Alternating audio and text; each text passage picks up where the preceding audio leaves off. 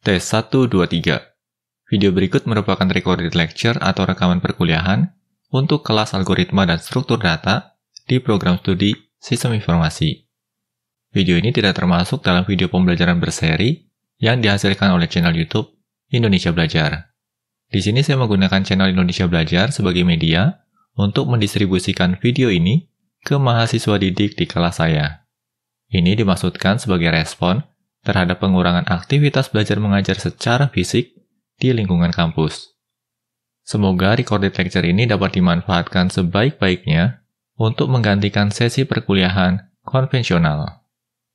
Video ini merupakan bagian kedua dari sesi perkuliahan yang membahas bab 4. Dan dalam bagian kedua ini kita akan berfokus pada quicksort. Quicksort is a sorting algorithm. It's much faster than selection sort and is frequently used in real life. Di sini disebutkan bahwa quicksort ini merupakan salah satu sorting algorithm, atau algoritma yang digunakan untuk melakukan pengurutan nilai atau pengurutan data. Sesuai dengan namanya, quicksort ini jauh lebih cepat bila dibandingkan dengan selection sort.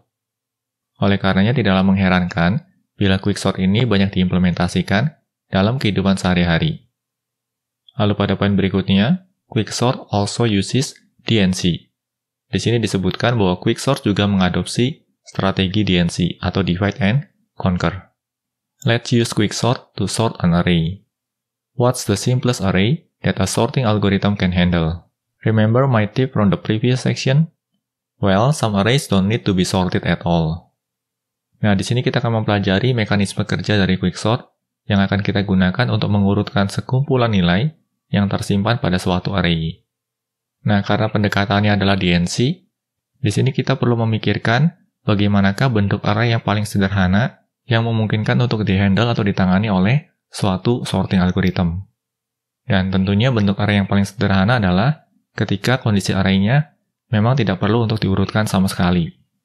Dan kalau kita perhatikan lebih detail, sebenarnya ada beberapa kondisi array di mana kita tidak perlu melakukan pengurutan sama sekali.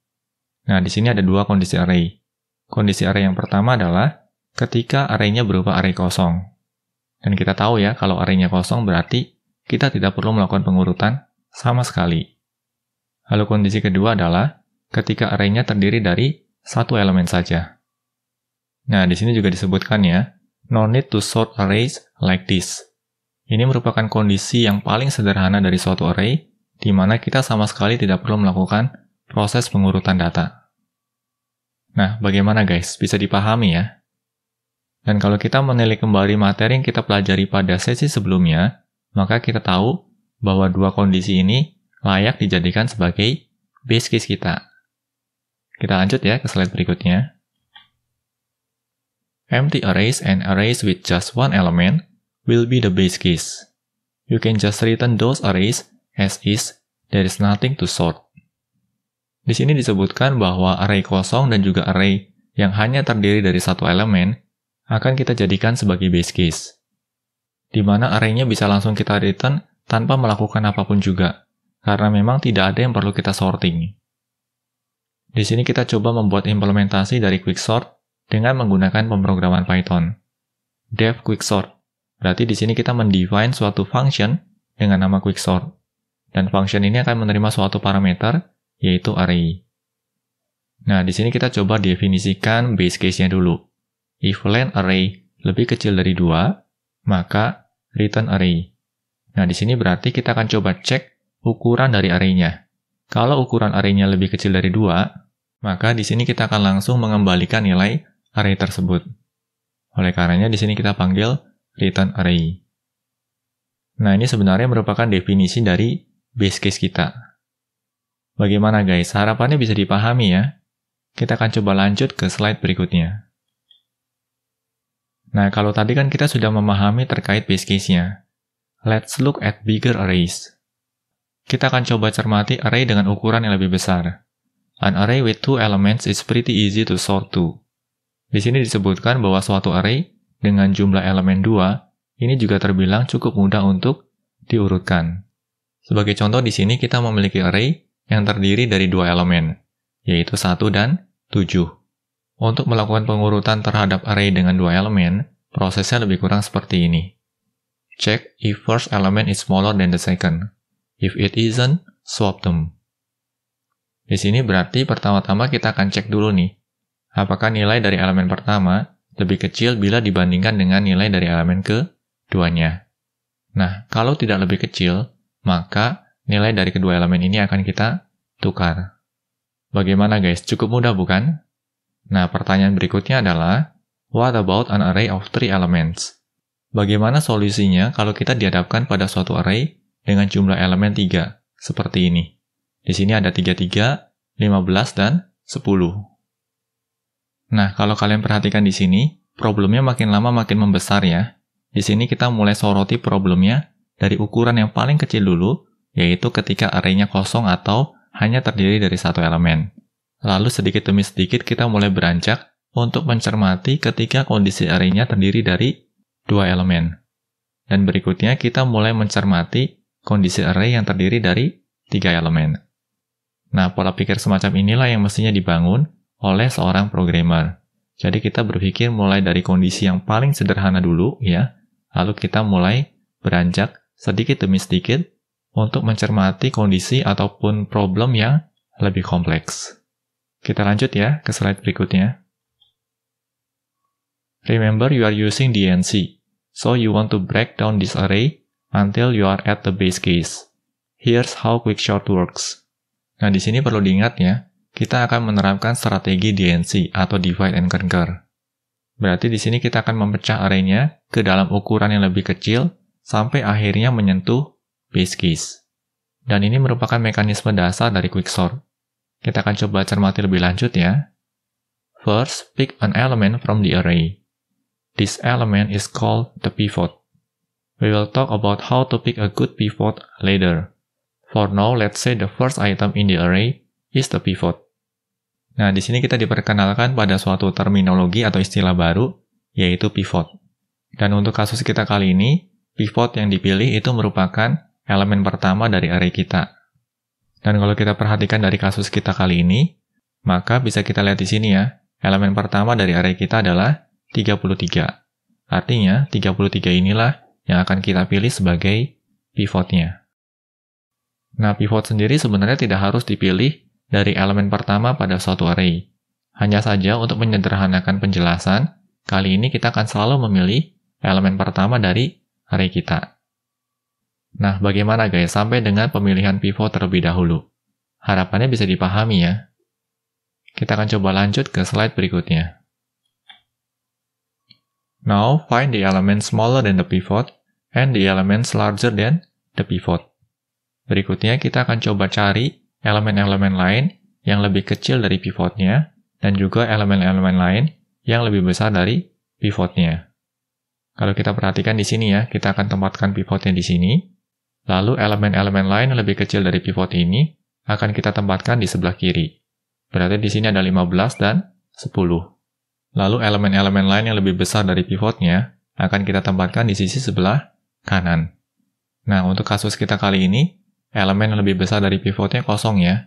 Karena memang untuk kasus kita kali ini, kita tidak memiliki elemen lain yang lebih besar dari 33. Nah, sampai di sini dulu nih guys. Harapannya bisa dipahami ya. This is called partitioning. Now you have 3 things. The first one is a subarray of all the numbers less than the pivot. The second one is the pivot. And the third one is a subarray of all the numbers greater than the pivot. Nah, ini merupakan proses partitioning atau proses partisi atau proses pembagian. Dari hasil proses partisi ini akan dihasilkan 3 bagian. Bagian yang pertama adalah suatu subarray yang terdiri dari sekumpulan bilangan yang lebih kecil dari pivotnya. Nah, ini merupakan subarray yang pertama. Lalu hal kedua yang dihasilkan adalah pivotnya. Dan hal ketiga yang dihasilkan adalah sekumpulan bilangan yang lebih besar dari pivotnya. Dan untuk kasus kita kali ini, karena tidak ada bilangan yang lebih besar dari pivot, maka hasilnya berupa array kosong. Nah, bagaimana guys sampai dengan poin partitioning dulu? Harapannya bisa dipahami ya. Kita coba lanjut ke slide berikutnya. The two subarray aren't sorted. They are just partitioned. Nah, yang perlu diperhatikan di sini adalah kedua sub-array yang dihasilkan ini tidak dalam kondisi terurut. Dan ini nggak masalah. Karena fokus utama di sini adalah melakukan partisi. Semua nilai yang lebih kecil dari pivot akan dikumpulkan di sisi sebelah kiri. Sedangkan semua nilai yang lebih besar dari pivot akan dikumpulkan di sisi sebelah kanan. Dan kumpulan nilai ini tidak harus terurut. Lalu pada poin berikutnya, if they were sorted, then sorting the whole array will be pretty easy. Tetapi kalau memang sub-array-nya sudah terurut, maka proses pengurutan keseluruhan array ini tentunya akan lebih mudah. If the sub-arrays are sorted, then you can combine the whole thing like this. Left array plus pivot plus right array, and you get a sorted array. Di sini disebutkan bila mana sub-array-nya memang sudah terurut, maka proses pengurutan array ini jauh lebih mudah. Maka yang kita lakukan berikutnya adalah tinggal menggabungkan ketiga bagian ini saja. Left array akan digabungkan dengan pivot, lalu digabungkan dengan right array-nya. Atau array sebelah kiri akan digabungkan dengan nilai pivotnya, lalu digabungkan dengan array di sisi sebelah kanannya. Dan di akhir kita akan mendapatkan keseluruhan array yang terurut. Dan untuk kasus kita di sini berarti array sebelah kirinya adalah 10 dan 15, lalu pivotnya 33, dan array sebelah kanannya adalah 0. Maka ketika digabungkan, kita akan memperoleh nilai seperti ini. 10, 15, 33. Di mana nilai-nilai ini sudah terurut. Nah, bagaimana guys? Sampai di titik ini dulu. Harapannya bisa dipahami ya. Kita akan coba lanjut ke slide berikutnya. Well, the quicksort base case already knows how to sort arrays of 2 elements. Nah, di sini pertanyaannya adalah, how do you sort the subarrays? Bagaimana caranya kita mengurutkan subarray-nya? Well, the quicksort base case already knows how to sort arrays of 2 elements. The left subarray and empty arrays the right subarray. Nah, sebenarnya untuk kasus kita di sini, subarray di sisi sebelah kiri maupun subarray di sisi sebelah kanan ini sudah menyentuh base case. Kalau kita perhatikan di sini ya, untuk subarray sebelah kiri itu kan hanya terdiri dari 2 elemen. Artinya, proses pengurutannya juga mudah. Kalau nilai sebelah kirinya tidak lebih kecil dari nilai sebelah kanan, maka tinggal ditukarkan saja nilainya. Ini untuk subarray sebelah kiri. Sedangkan untuk subarray sebelah kanan, di sini kan berupa array kosong. Artinya, di sini kita tinggal langsung melakukan return nilai dari array kosong ini. Sehingga di akhir kita bisa langsung menggabungkan nilai-nilai ini. So, if you call quicksort on the 2 subarrays and then combine the results, you get a sorted array. Nah, ini merupakan konsep dasar dari quicksort. Pada dasarnya, quicksort akan membagi array kita menjadi 2 bagian besar berdasarkan nilai pivotnya. Nah, untuk kasus kita kali ini kan nilai pivotnya adalah 33. Maka subarray di sisi sebelah kiri akan berisi sekumpulan nilai yang lebih kecil dari 33. Dan subarray di sisi sebelah kanan akan berisi sekumpulan nilai yang lebih besar dari 33. Lalu pada tahapan berikutnya, baik untuk subarray pada sisi sebelah kiri maupun subarray pada sisi sebelah kanan, akan kita lempar kembali ke dalam fungsi quicksort-nya. Nah, bisa nampak di sini ya. Di sini quicksort dipanggil lagi untuk memproses subarray sebelah kiri, dan quicksort juga dipanggil untuk memproses subarray sebelah kanan. Nah, ini merupakan proses rekursinya. Bagaimana guys? Harapannya bisa dipahami ya? Kita coba lanjut ke slide berikutnya. This will work with any pivot. Suppose you choose 15 as the pivot instead. Nah, yang menarik di sini adalah dalam quicksort kita bisa menggunakan nilai elemen manapun juga sebagai pivotnya. Sebagai contoh di sini ya, kali ini kita pilih angka 15 atau elemen 15 sebagai pivotnya. Artinya, subarray sebelah kiri akan menampung sekumpulan nilai yang lebih kecil dari 15. Dalam hal ini adalah 10. Lalu untuk subarray sebelah kanan akan menampung sekumpulan nilai yang lebih besar dari 15. Dalam hal ini adalah 33. Lalu selanjutnya, baik subarray sebelah kiri maupun subarray sebelah kanan akan kita proses lagi ke dalam fungsi quicksort. Both subarrays have only one element, and you know how to sort those. Nah, kebetulan saja di sini kedua subarray-nya hanya terdiri dari satu elemen. Artinya kita langsung menyentuh base case-nya. So, now you know how to sort an array of 3 elements. Here are the steps. First, pick a pivot. Second, partition the array into two subarrays. Elements less than the pivot and elements greater than the pivot. And the third one, call quicksort recursively on the two subarrays. Nah, di sini kita akan coba simpulkan kembali mekanisme kerja dari quicksort. Untuk kasus kita di mana kita memiliki 3 elemen, maka quicksort ini bisa kita simpulkan ke dalam 3 tahapan seperti ini. Tahapan pertama adalah kita akan pilih salah satu elemen sebagai pivot. Lalu berikutnya, kita akan gunakan pivot tersebut untuk membagi array kita menjadi 2 subarray. Subarray sebelah kiri akan berisi elemen-elemen yang nilainya lebih kecil dari pivotnya. Sedangkan subarray sebelah kanan akan berisi elemen-elemen yang nilainya lebih besar dari pivotnya. Lalu pada tahapan yang ketiga, kita akan mengenakan proses quicksort baik pada subarray sebelah kiri maupun pada subarray sebelah kanan. Nah, bagaimana guys? Harapannya bisa dipahami ya? Kita lanjut ke slide berikutnya. Nah, itu tadi mekanisme untuk melakukan pengurutan data pada array dengan 3 elemen. Pertanyaan berikutnya adalah, what about an array of 4 elements? Bagaimana kalau array-nya terdiri dari 4 elemen? Semisal saja seperti ini, 33, 10, 15, dan 7. Nah, di sini sebenarnya prosesnya sama saja. Semisal di sini kita memilih angka 33 sebagai pivot. Suppose you choose 33 as the pivot again. Nah, setelah pivotnya ditentukan, tahapan berikutnya adalah kita akan bagi array ini menjadi 2 bagian. Untuk subarray sebelah kiri akan berisi sekumpulan nilai yang lebih kecil dari 33. Dalam hal ini adalah 10, 15, dan 7. Lalu untuk subarray sebelah kanan akan berisi sekumpulan nilai atau sekumpulan elemen yang lebih besar dari 33. Dan untuk kasus kita kali ini, nilainya adalah 0. The array on the left has 3 elements. You already know how to sort an array of 3 elements. Call quicksort on it recursively. Nah, kalau kita perhatikan di sini, di sisi sebelah kiri akan terbentuk subarray dengan jumlah elemen 3. Sedangkan di sisi sebelah kanan akan terbentuk subarray dengan jumlah elemennya 0. Di sini kita juga akan mengenakan proses quicksort baik pada subarray sebelah kiri maupun subarray sebelah kanan. Kita coba scroll down ya di sini. Nah, untuk subarray sebelah kiri ini kan berarti proses quicksort terhadap array yang terdiri dari 3 elemen. Dan pada slide sebelumnya kita sudah mengenal bagaimana proses untuk melakukan quicksort terhadap array yang terdiri dari 3 elemen. Berarti di sini pertama-tama kita akan pilih dulu pivotnya. Semisal saja di sini kita akan kembali memilih elemen pertama sebagai pivotnya. Berarti 10 sebagai pivot. Lalu berikutnya 15 akan ditempatkan di kanan ya, karena lebih besar dari 10.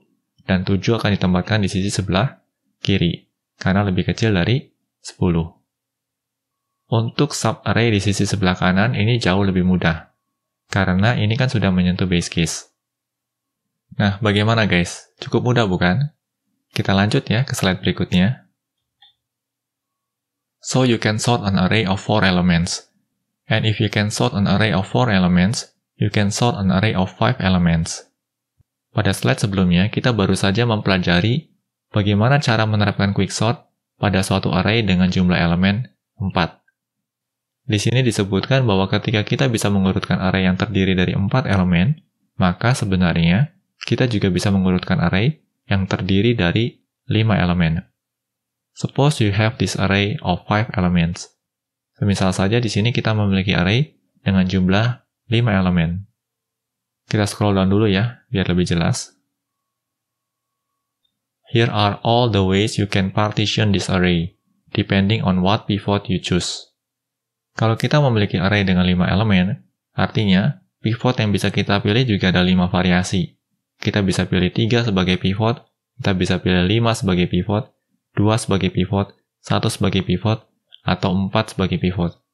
Nah, sebagai contoh di sini, kalau kita pilih 1 sebagai pivot, maka proses partisinya akan menjadi seperti ini. Untuk subarray di sisi kiri akan berisi array kosong, sedangkan subarray di sisi sebelah kanan akan berisi nilai 3, 2, 1, dan 4. Karena konsepnya masih sama ya, untuk subarray sebelah kiri akan berisi nilai-nilai yang lebih kecil dari pivotnya.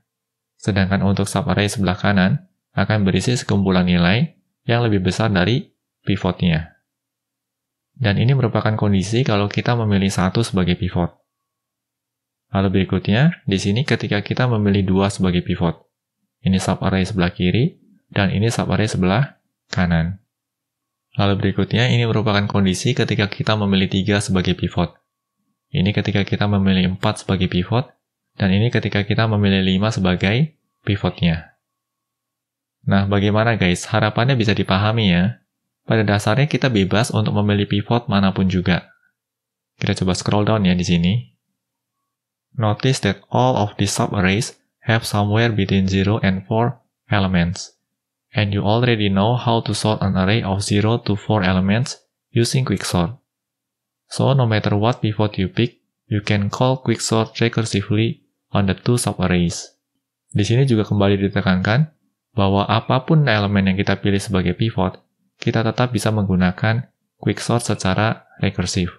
Karena pada dasarnya, pivot itu hanya digunakan sebagai acuan untuk membagi array kita menjadi dua bagian. Subarray sebelah kiri akan berisi sekumpulan nilai yang lebih kecil dari nilai pivotnya, sedangkan subarray sebelah kanan akan berisi sekumpulan nilai yang lebih besar dari nilai pivotnya. Lalu selanjutnya, baik subarray sebelah kiri maupun subarray sebelah kanan, sama-sama akan kita kenakan quicksort secara rekursif. Nah, bagaimana guys? Harapannya bisa dipahami ya? Kita lanjut ke slide berikutnya. For example, suppose you pick 3 as the pivot. You can call quicksort on the subarrays. Nah, di sini andai kata kalau kita pilih 3 sebagai pivot. Berarti ini 3, lalu di sisi sebelah kiri berisi sekumpulan nilai yang lebih kecil dari 3. Dan di sisi sebelah kanan akan berisi sekumpulan nilai yang lebih besar dari 3. Selanjutnya, subarray sebelah kiri akan kita kenakan quicksort. Demikian juga subarray sebelah kanan akan kita kenakan quicksort. Hasil pemanggilan quicksort di sisi sebelah kiri akan menghasilkan array terurut, yaitu 1 dan 2. Demikian juga hasil pemanggilan quicksort di sisi sebelah kanannya akan menghasilkan sekumpulan nilai terurut. Dalam hal ini adalah 4 dan 5. Berikutnya, kita tinggal satukan saja nih. Subarray sebelah kiri akan digabungkan dengan nilai pivotnya, lalu digabungkan dengan subarray sebelah kanan. Dan di akhir kita akan memperoleh keseluruhan array yang sudah terurut. Nah, bagaimana guys? Harapannya bisa dipahami ya prosesnya. Kita lanjut ke slide berikutnya. The subarrays get sorted, and then you combine the whole things to get a sorted array. This works even you choose 5 as the pivot. Nah, pada dasarnya di sini adalah pivot itu hanya digunakan untuk membagi array ke dalam dua bagian, sisi sebelah kiri dan sisi sebelah kanan. Untuk selanjutnya kedua bagian tersebut kita kenakan quicksort secara rekursif. Untuk kasus kita kali ini kita akan memilih 5 sebagai pivot. Artinya di sini 5 sebagai pivot, berarti subarray sebelah kiri akan berisi sekumpulan nilai yang lebih kecil dari 5. Dan subarray sebelah kanan akan berisi sekumpulan nilai yang lebih besar dari 5. Nah, baik subarray sebelah kiri maupun subarray sebelah kanan akan kita kenakan fungsi quicksort. Atau dengan kata lain, sisi sebelah kirinya kita kenakan quicksort, dan sisi sebelah kanannya juga kita kenakan quicksort. Dan proses ini akan terus-terusan berlangsung secara rekursif. Lalu hasil quicksort dari sisi sebelah kiri maupun sisi sebelah kanan akan kita gabungkan seperti ini. Dan di akhir kita akan memperoleh array yang nilainya sudah terurut. This works with any element as the pivot. So you can sort an array of 5 elements. Using the same logic, you can sort an array of 6 elements and so on. Di sini juga kembali ditekankan bahwa pada dasarnya, kita bisa memilih elemen manapun juga sebagai pivot. Dan dengan menggunakan logika yang sama, kita bisa melakukan pengurutan pada suatu array dengan ukuran 6, 7, 8, dan seterusnya. Nah, bagaimana guys terkait quicksort? Harapannya bisa dipahami ya. Kita coba lanjut ke slide berikutnya. Pada slide ini terdapat implementasi quicksort dengan menggunakan bahasa pemrograman Python. Nah, di sini juga sama ya, saya sangat menyarankan kalian untuk mencoba mengimplementasikan code ini pada komputer kalian masing-masing. Yang perlu diperhatikan di sini adalah, ini merupakan fungsi rekursif ya, kalau kita lihat, terdapat dua bagian ya.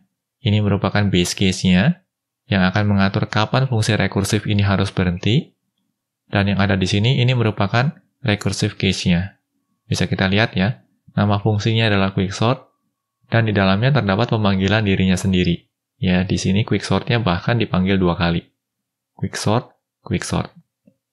Di sini pemanggilannya perlu 2 kali, karena memang quicksort ini digunakan untuk mengurutkan subarray sebelah kiri dan juga subarray sebelah kanan. Demikian bagian kedua dari pembahasan bab keempat pada sesi perkuliahan kali ini. Semoga materi yang disampaikan bisa dipahami dengan baik. Dengan adanya materi yang disampaikan dalam format rekaman video ini, sebenarnya mahasiswa memiliki kendali lebih, yaitu kendali untuk mengulang materi yang masih dirasa belum bisa dipahami dengan baik, tanpa harus merasa sungkan kepada saya sebagai pengajar. Fokuskan proses belajar pada satu tujuan, yaitu untuk mendapatkan pemahaman terbaik terkait materi pembelajaran yang disampaikan. Tetap semangat untuk belajar dan jangan sia-siakan usia muda yang kalian miliki. Akhir kata saya mau mengutip pesan yang selalu disampaikan melalui channel Indonesia Belajar ini. Banyak belajar biar bisa bantu banyak orang.